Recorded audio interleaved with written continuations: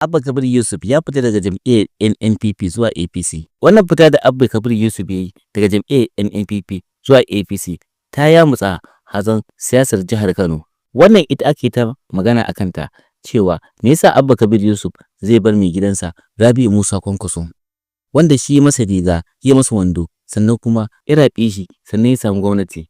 Wasu daga mutanen suka ce wannan shine cikakken butulci, a ce mutum sarkinka kuma mai gidanka ka ce ka bar shi a siyasa saboda wata bukata ta kai.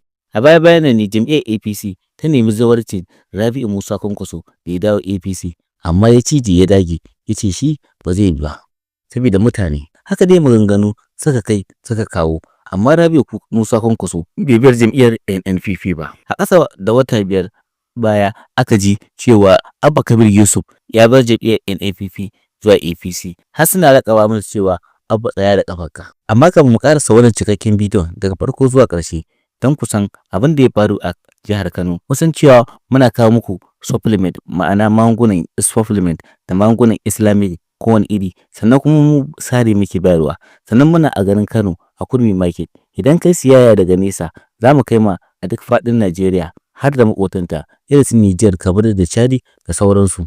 Kawai ku tuntuɓe mu a wannan lambar 09063865632.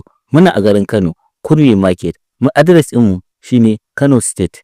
Location ɗinmu Kurmi Market, Yan Kabewa, Hassan Doro Plaza, shago mai namba 8. Kawai dai ku tuntuɓe mu a wannan namba 09063865632. Muna maraba da masu siyan daɗe ko kuma sari. Mutane suna ta yaɗa propaganda cewa Abba Kabir Yusuf ya shirya tsab domin ficewa daga jam'iyyar NNPP zuwa APC.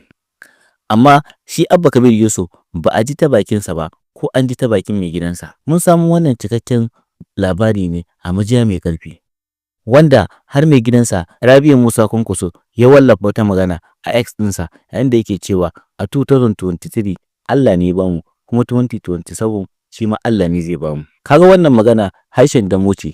Za ta iya yiwa Rabi'u Musa Kwankwaso ya ji raɗin cewa Abba Kabir Yusuf sai kuma jam'iyyar APC. Wasu mutane suka ce hakan ya yi domin mutum ya tsaya da ƙafarsa ya yi. Wasu kuma suka ce a'a, hakan butulci ne. Ko dai menene za mu ji daga bakin waɗannan mutane guda biyu, wato Rabi'u Musa Kwankwaso da Abba Kabir Yusuf. Ku dakace mu a bidiyo na gaba.